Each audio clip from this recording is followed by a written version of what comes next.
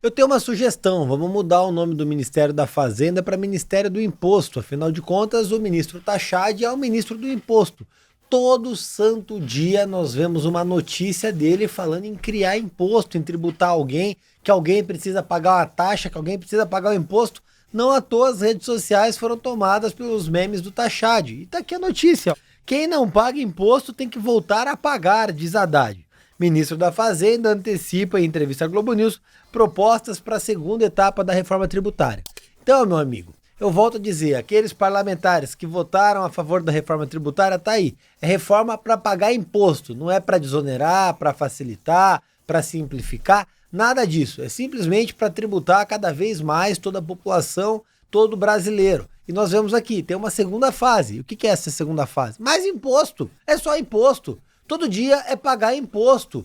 A gente está vivendo um governo de imposto. Eu fico pensando, a população francesa se revoltou pelos impostos que pagavam para a monarquia, ficaram irritados, incomodados, o rei foi guilhotinado por conta de tudo isso. E aí agora o que acontece? Imposto, imposto, imposto. Tiradentes foi a forca por 20%. Hoje o cara é imposto, imposto, imposto, ninguém se revolta.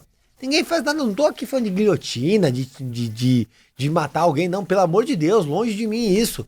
Mas assim, ninguém faz uma manifestação. Foram as redes e os memes, mas e aí? E a gente vai continuar sendo tributado até quando? Quando vai ter uma revolta? Quando as pessoas falam, pô, chega, basta, já deu, não aguento pagar a conta. E aí ele disse o seguinte, olha o que esse imbecil fala. Vamos entregar alguns cenários de como vemos a oportunidade de fazer uma reforma para melhorar a distribuição de renda e, se possível, promover o aumento das taxas de isenção ou diminuição da alíquota do imposto sobre consumo. Ou seja, ele vai ver se dá para fazer alguma coisinha. Só que aí, assim, ele desperdiça recurso para penalizar a população. É isso que está acontecendo agora. O governo, ao invés de focar seus esforços para reduzir a máquina pública, combater a corrupção, facilitar a vida do brasileiro, ele prefere criar mais tributos e punir o trabalhador. É isso que acontece na gestão PT hoje. E aí, falando em imposto, o governo, agora essa notícia, o governo quer criar PIX dos impostos com os bancos.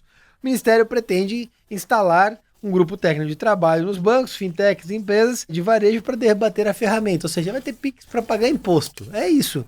Resumindo, é tanto imposto que o governo vai facilitar o pagamento para você pagar mais imposto para o governo, porque o governo quer meter a mão no teu bolso. E fim de papo. O governo vai te roubar. Todo dia eles criam uma ferramenta para te roubar. Você está sendo saqueado enquanto você está vendo esse vídeo. Essa é a realidade. O governo te rouba descaradamente, te tributando todo dia. E ninguém faz nada. E aí, qual que é a manchete consequente? Imposto, imposto, imposto. Olha que legal. Governo Lula bate recorde em arrecadação de impostos. É incrível.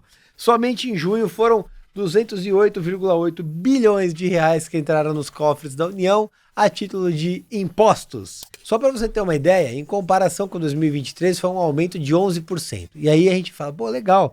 Aí vem essa aqui, ó. Brasil vai arcar com metade dos custos da Aliança Global contra a Fome e Pobreza. A plataforma foi proposta pelo Lula na cúpula do G20 com nova DL no ano passado e vai ligar regiões necessitadas de países e entidades que se propõem a financiar projetos locais. O Lula vai gastar até 10 milhões de dólares de dinheiro nosso para custos administrativos, tá? Administrativos, não é comida para ninguém não, para essa tal aliança global.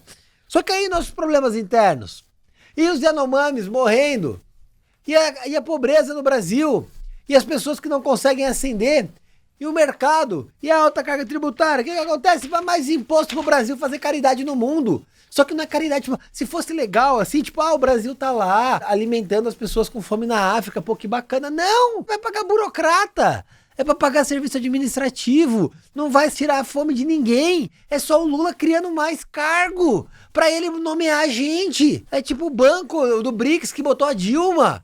Gente, e ninguém fala nada. Ninguém fala nada, todo mundo só preocupado com a eleição desse ano. O meu carguinho. E você tá pagando imposto, irmão.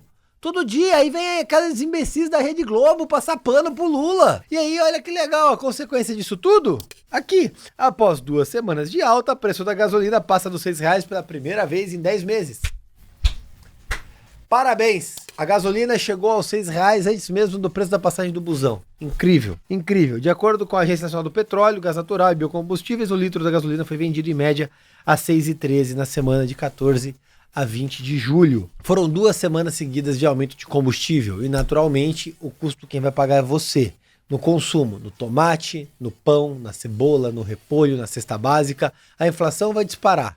Isso porque o Campos Neto ainda está no Banco Central resolvendo a fatura. Na hora que ele sair, aí degringola de vez. Só que sabe com que o Lula está preocupado? Com nada. A Janja viajou. A Janja foi para Paris em avião de carreira e vai ter segurança de chefe de Estado e agenda em sigilo. Pô, que legal que a agenda da Janja vai estar em sigilo.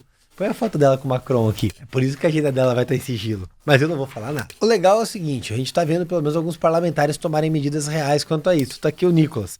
Protocolaria um pedido de informações ao Itamaraty questionando como a Janja obteve credencial de chefe de Estado para os Jogos Olímpicos. Algo que não lhe cabe como primeira-dama. E é verdade, a Janja é a primeira-dama, infelizmente. Mas ela não é chefe de Estado, ela não representa o país. Como ela teve essa credencial? Quem que eles conversaram? Qual vantagem foi dada para essa mulher ter esse status? Se o Lula não tá lá para ela cumprir o papel dela de acompanhar o Lula, ela não tem o que fazer lá. Ela é só uma deslumbrada, gastando o nosso dinheiro com protocolo de chefe de Estado, coisa que ela nunca vai ser.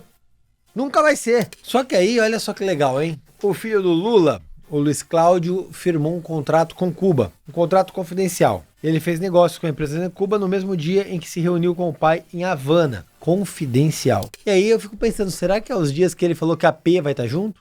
Foi o tweet dele, tá, gente? Não fui eu que tô falando, não, tá? Inclusive, ninguém esclareceu isso até agora, né?